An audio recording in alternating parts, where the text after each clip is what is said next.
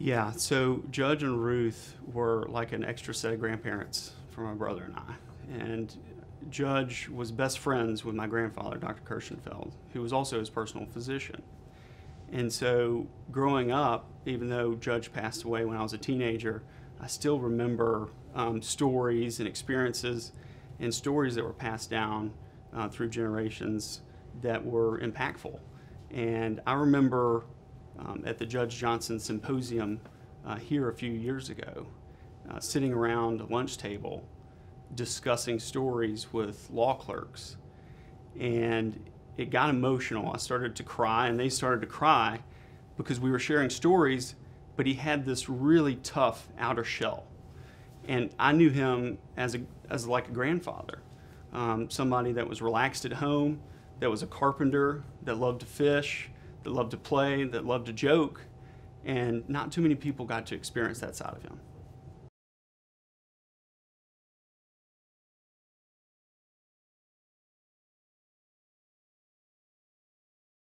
They were best friends, and I genuinely believe that they loved each other. They cared for each other. My grandfather was a Democrat, Judge Johnson being a Lincoln Republican.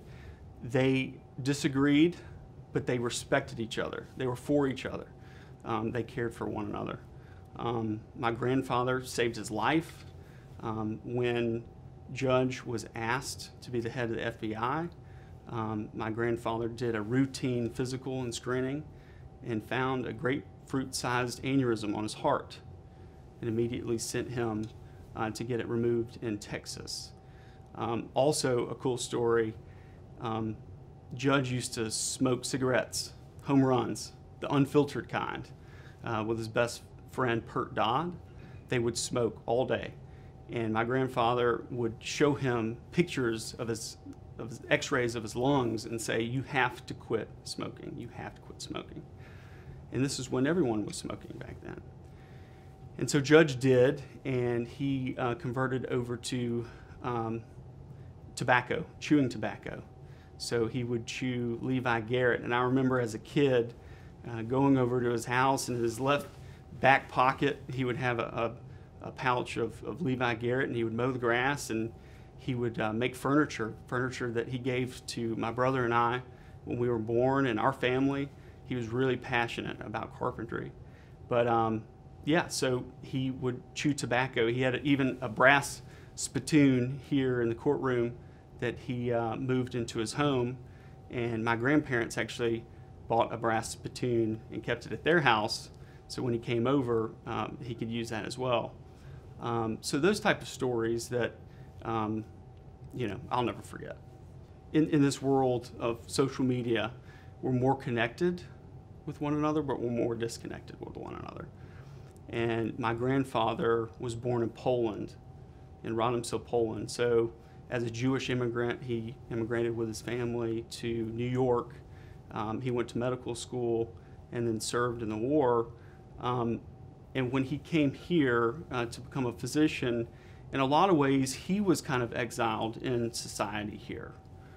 And Judge Johnson was born in Winston County, the Free State of Winston. In essence, the soil in Winston County is very rocky. A lot of rocks there. And so Judge, deep down inside, was always against the grain. And the slave ratio in Winston County was the lowest in the entire state.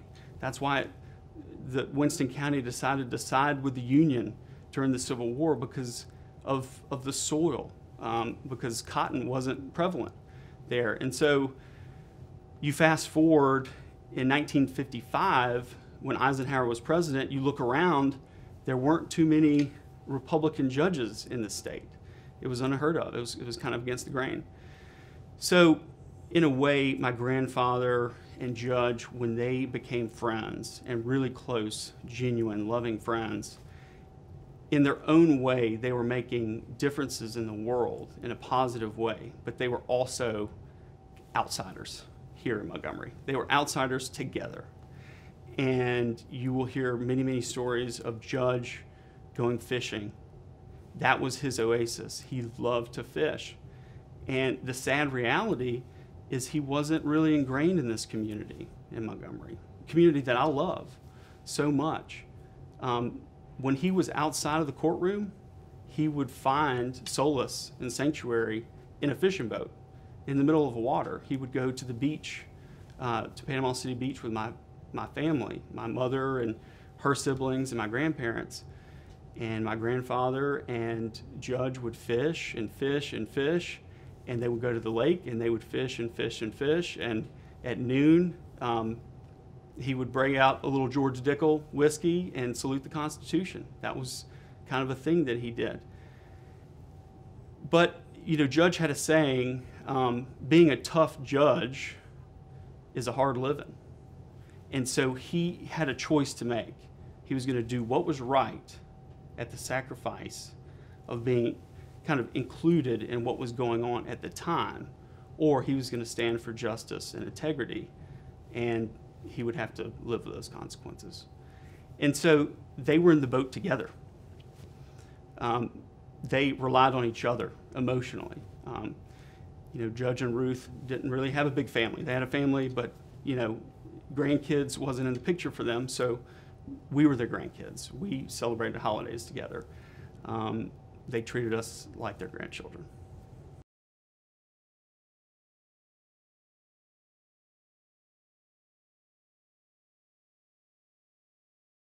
I remember as a kid, probably 10 or 12 years old, going over to their house. We would go over to their house all the time.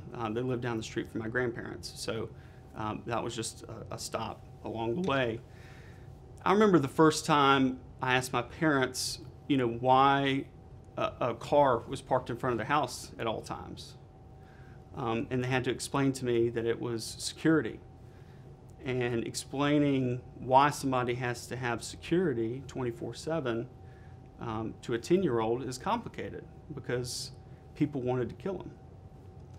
And so reconciling that as a young boy and being in his personal bubble without knowing Judge's enormous impact on the world, I am truly blessed to be able to experience that side of him. And as I get older, learn about the other side that will be documented forever. And so that's one thing that I remember clearly is having the conversation of why the security was there. I remember holding and playing with his Presidential Medal of Honor. I don't believe he was well enough to go to the ceremony, but I remember it being in the house in the early 90s. I remember going over to his house and the spittoon would be next to his chair, and I would sit on his lap and play with that. And they always had dogs around the house. You know, early on, before I was born, they had Great Danes, but then they had Schnauzers, you know, later on in life. So I remember, you know, playing with their dog. I remember going into his workshop in the backyard where he did carpentry. He made a wonderful set of drawers for myself when I was born. And he dedicated that to me with a plaque on the back of that piece of furniture that's in our bedroom today. He made a rocking chair, beautiful rocking chair, either for my brother or for myself, one of us. But for us, he made a hand hewn baseball bat for my brother when he was born. And so he did that with his spare time. Also, I mind you, alone in solitude, in his shop, chewing his Levi Garrett. And there's a funny story that Ruth would tell. And Ruth was a firecracker. She was kind of the Energizer bunny that kept things lively and going. And the stories that she told were incredible. But she told, I think I remember as a kid one time vaguely, because she passed away when I was in college. So there's a little bit more time with Ruth. But when President Carter called the house, she answered it in the kitchen phone. They had one of those long cords on the telephone back then, right? And it was President Carter, and Judge was mowing the grass in the backyard, chewing tobacco, of course. And he would always wear suspenders and blue jeans, or not always, but sometimes. I remember that, and a plaid shirt underneath. And Ruth said, Frank, it's the president. He's on the telephone. So George calmly walked in to the kitchen and he answered the phone. He said, yes, sir, Mr. President. And that's when President Carter asked him to be FBI director. And he told him he would think about it. And that's when the routine physical, aneurysm, and all of those health issues were after that. Going back to the relationship between my grandfather and Judge, my grandfather sent him to Houston, Texas, I believe, Texas at Baylor, and there was a world-renowned surgeon that did the surgery there. My grandfather wasn't involved in the surgery, but he was going out there to check on him. So he flew out there. They put him up in an apartment of some kind, and the next morning, the morning of the surgery, Judge had called his room, my grandfather's room, and said, quick, Dr. Kirshenfeld, surgery's at 10 a.m. and you've got to be prepped at 9:30. We need you in the operating room. And this is kind of early in the morning, and he's like, whoa, and it was a prank. Judge was pranking my grandfather the day of his surgery to fix the aneurysm on his heart. I remember at the lake, my grandparents had a small lake cabin, Lake Martin, and Judge loved going to the lake. He loved fishing, obviously, but they loved being with each other. My grandfather and Judge loved each other's presence. And I just remember them, playing pranks on each other and having a good time and fishing, and just a joyous thing just to be in Judge's presence. He was just a sweet, sweet, kind man, and I did not experience the tough shell that the world recognizes him.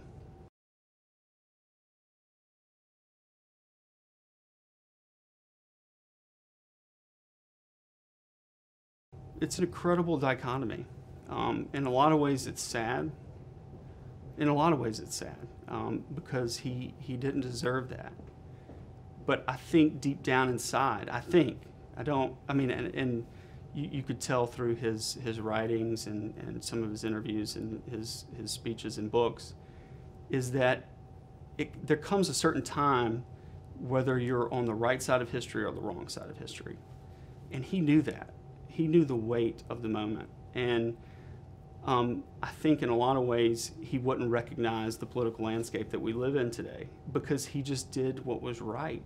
He stood for integrity. He stood for justice. And it came at a cost. It came at an enormous cost. But he knew that that's what he had to do, and that's what he stood for. And it's always been inspirational for me. It's one of the reasons why I got into public service was because of my grandfather and Judge. And I just saw them be a servant leader and give back to this community and to the world in ways that I wanted to do just a small piece of that. But they were both incredibly inspirational for me, and still are and will continue to be, especially as I research and learn more about Judge during working hours than at home. And I'm just so fortunate and blessed to be able to get to know the man at home first and his legacy as I get older.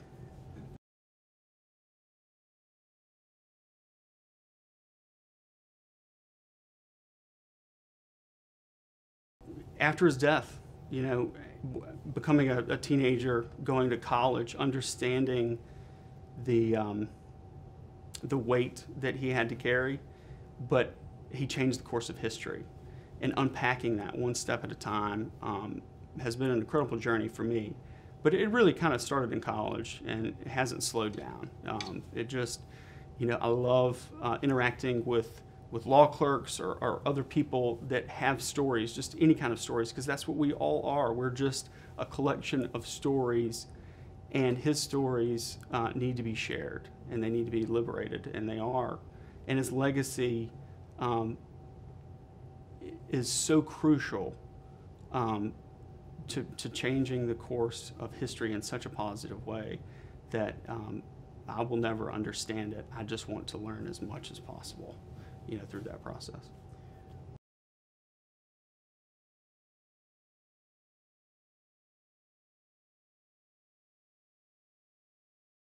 First of all, to be selected and placed on the Middle District bench as a mid-30-year-old, which I am currently, that's a really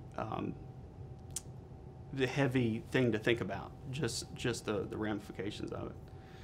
I think, for me, the SOLITUDE Montgomery March, I think there was a lot of crescendo there. There was a lot of pointing to that moment. I feel like that was a tipping point and a collection of a lot of the rulings that led up to that moment that opened the floodgates and allowed history to, that rushing water of history to rush on the right side of history.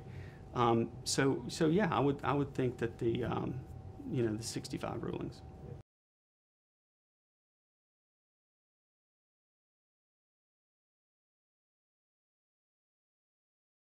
It's heavy. It's just like rushing water flowing to the right side of history. That's the best way that I can explain it. And that is the fulcrum point of history and why this place, Montgomery, is so special in so many different ways. From the Civil War to 80 years later to World War II, post-World War II, the Civil Rights Movement, and to now and what Bryan Stevenson is doing in Equal Justice Initiative. There's a rhythm, there's a pattern to justice.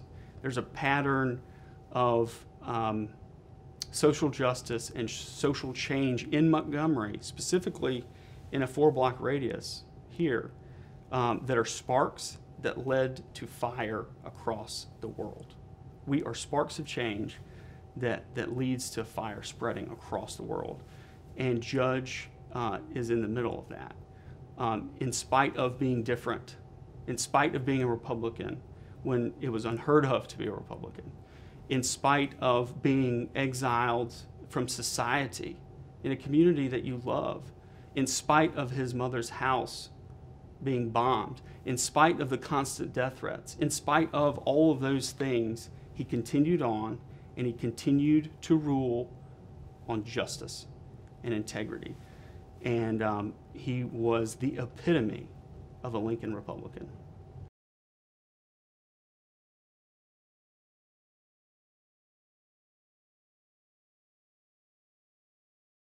I believe he loved me, and I loved him.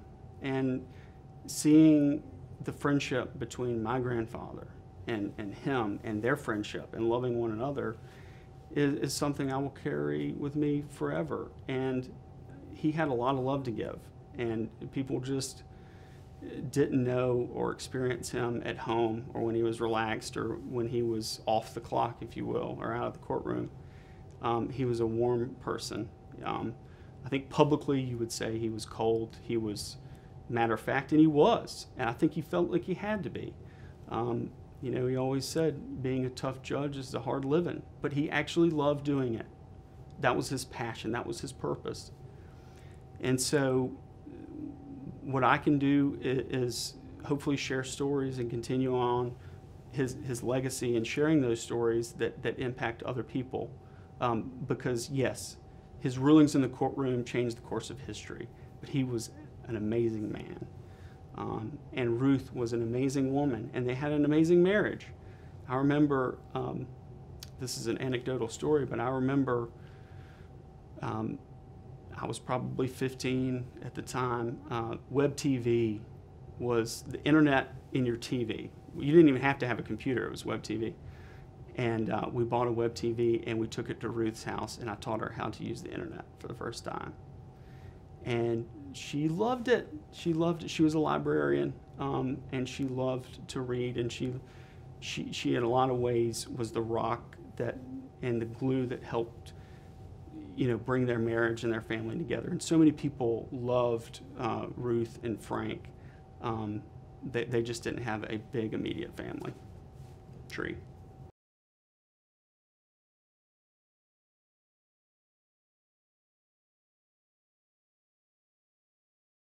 very positive. They respected one another. They respected one another. They not only respected one another, they loved each other, and there was constant feedback. I do believe that Frank would go home, or Judge would go home and talk to Ruth about certain things and get her feedback that would shape his decision. They weren't isolated from one another. Ruth was very smart, very sharp as a tack, and they helped each other in a lot of ways. But mutual respect and love was there, and it was a very, very solid marriage.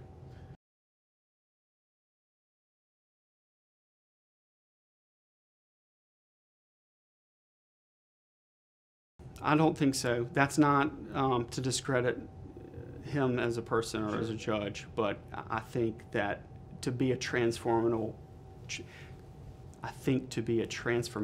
leader and a servant leader to the magnitude that Judge was and what he stood for to change history, you can't do it, in my opinion, without the strong marriage and the strength of Ruth as a wife at home. I don't think that would be possible.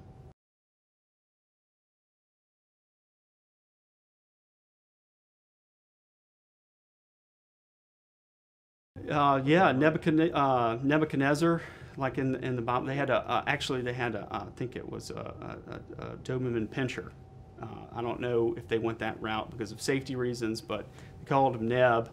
And then they had, this was before I was born, but they had two Great Danes at one time. I can't remember their names off the top of my head. But my mom and dad got a Great Dane, Wilt, and the inspiration for that, for them as a newlywed couple, was Judge and Ruth, because they had these two big Great Danes playing around the house, and so they wanted one. So a funny story about mom and dad is mom and dad were married in 1976, May 15th, and I think Judge and Ruth and my grandparents were around each other, either at Judge's house or my grandparents' house, probably Judge's house, and they were talking about the wedding day, deciding the wedding day, and my mom was trying to decide what day to get married on, and so Judge whipped out the Farmer's Almanac and looked at the weather patterns and chose May 15th. So Judge chose the wedding day for my parents, which is really cool. And the wedding was in the backyard of my grandparents' house down the street from their house, and they were clearly there. But it stormed all the way up until the wedding day, and then it was beautiful.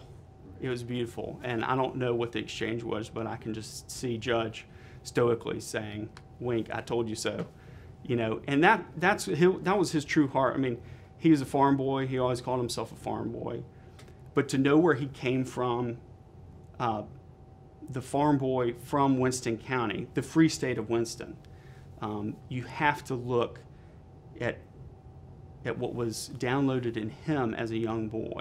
As a young boy, to say, I don't see the world like the rest of my peers at that time saw the world. And what if someone else was appointed to this courtroom, to the Middle District, that didn't have what he had inside of him, being born on a pile of rocks in Winston County, Alabama. So that rocky soil really, was a source of a lot.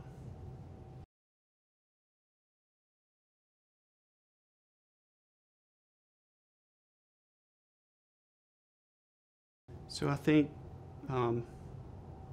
as history has a certain pattern to it, it has a certain chorus, it has its own sheet of music, and it moves through time.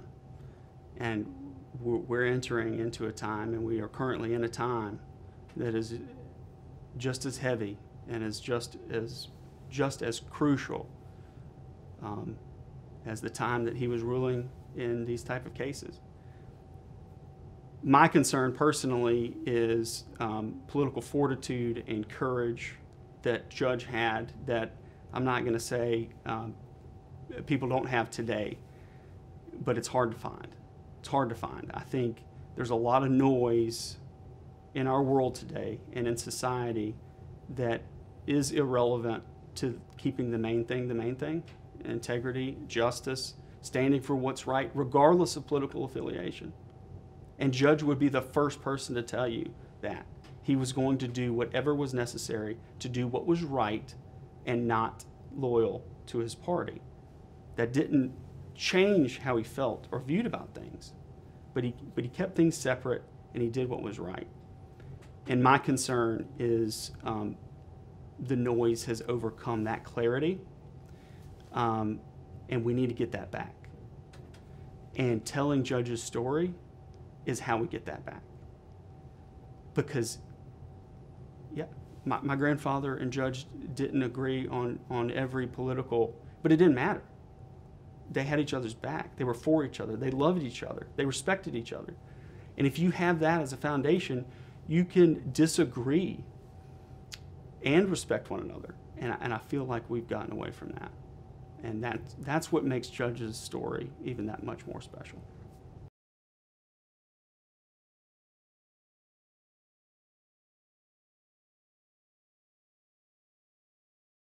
Yes, I think that's absolutely what's missing. I think we're more connected than ever.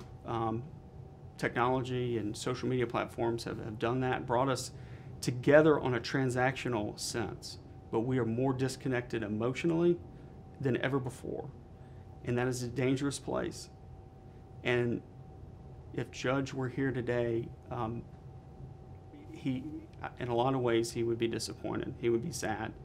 But he would want to overcome, and he would want to bring people together and do what was right and was just, regardless of what party says or what people say or what the popular opinion is, because that was his foundation, and that was the greatest generation's foundation, is they just did what was right. No games.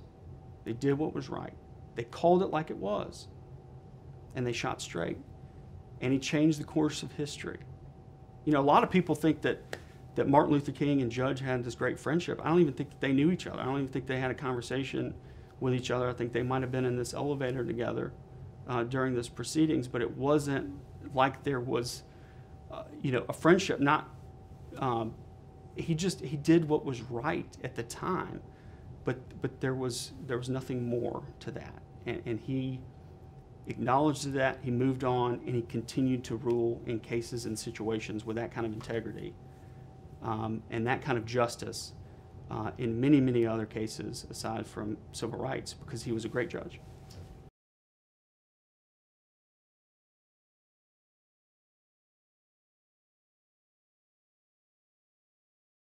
That I can't speak much to. I do believe he was a man of faith.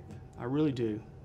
I do believe he grew up a man of faith. I think it was tested, and I would hope that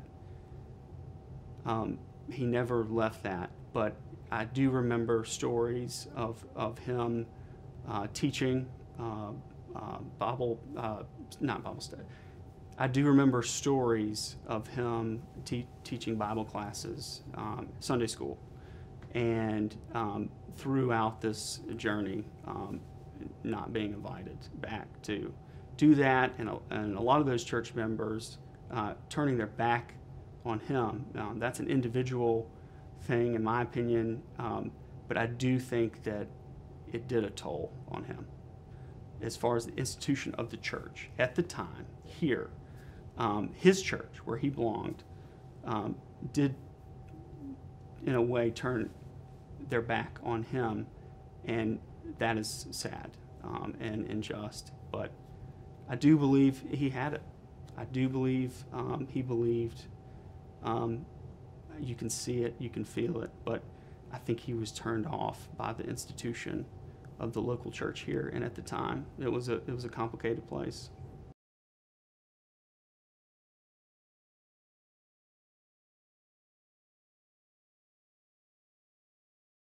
Yeah, I think it was there. It goes back to Winston County, the pile of rocks.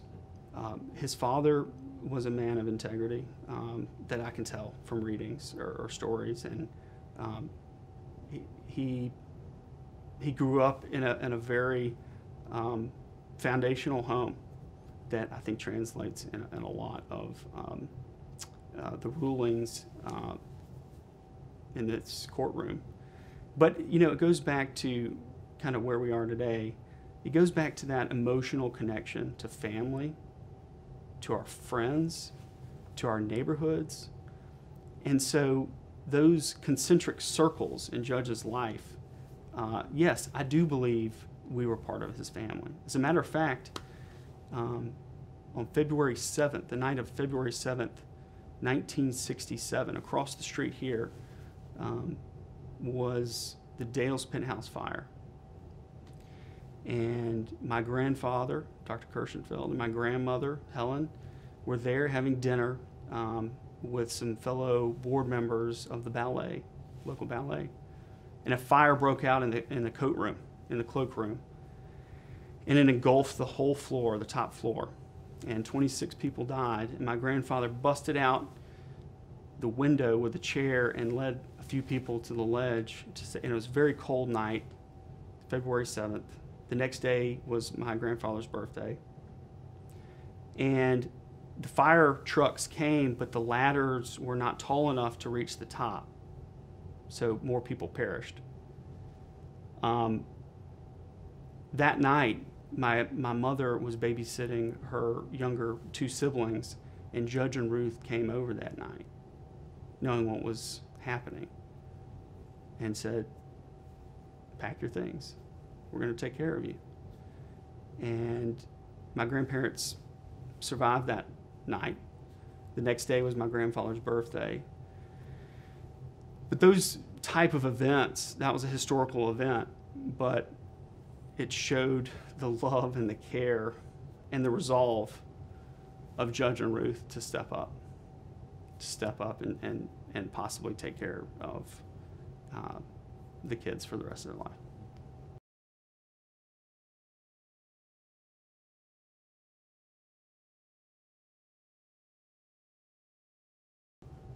You know, I've shared a lot of stories, you know, as much as I can, you know, knowing Judge, but I remember his laugh. He had this baritone, tough voice, his dialect in this courtroom. You know, I would be scared if I was, you know, put on trial or in this courtroom. But as a 10, 11, 12-year-old boy, you know, running into the house and him, you know, goofing off and laughing and joking, I just hear that laugh. I remember what Judge and Ruth's house smelled like. I remember, you know, the food that they cooked. I remember their warm presence. You know, I remember Judge's arms being wrapped around me, sitting in his lap. Those are the things that I remember of warmth, just like you would of your grandfather. It just so happened that I didn't know at the time much or at all about his legacy in the history books and how important that man that seemed so normal to me and so loving and caring went through such complexity. The dichotomy between being not accepted here locally, but yet on the right side of history, but the president didn't even know it at the time. The president didn't know it at the time, but he did. And a lot of people on the front lines, Rosa Parks, Martin Luther King, you know, all of those leaders, the civil rights leaders, they knew that they were on the right side of history, but they had to walk through the fire to let the floodgates of the future break open.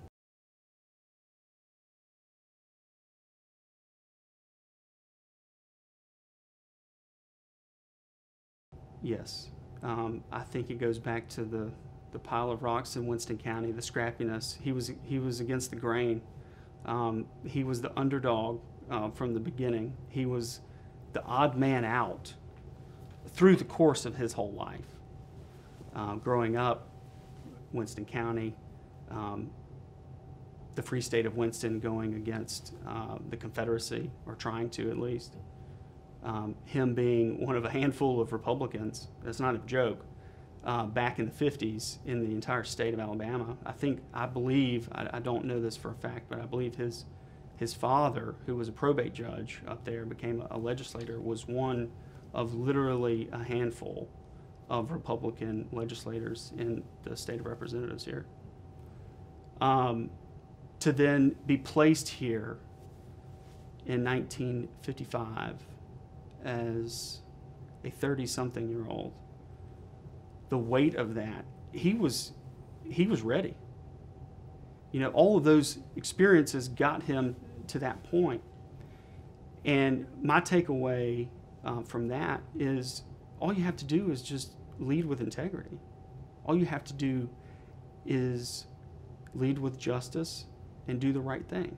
And keep the main thing the main thing. It's that simple. And I think when noise and games come into play, you just have to block that out. And that's what he did. That's what he had to do. And that's what I hope, my hope and prayer for us today as a society, is that we don't become overcome by the noise, the disagreements, the rhetoric, the silos, the narratives that are so hurtful, that we just keep the main thing the main thing. And that's each other. That's each other. Mutual respect for each other, love for one another. And that's what he stood for. And that's what I'll carry with me for the rest of my life. And it's just an honor and a blessing to just spend a little time with a legend.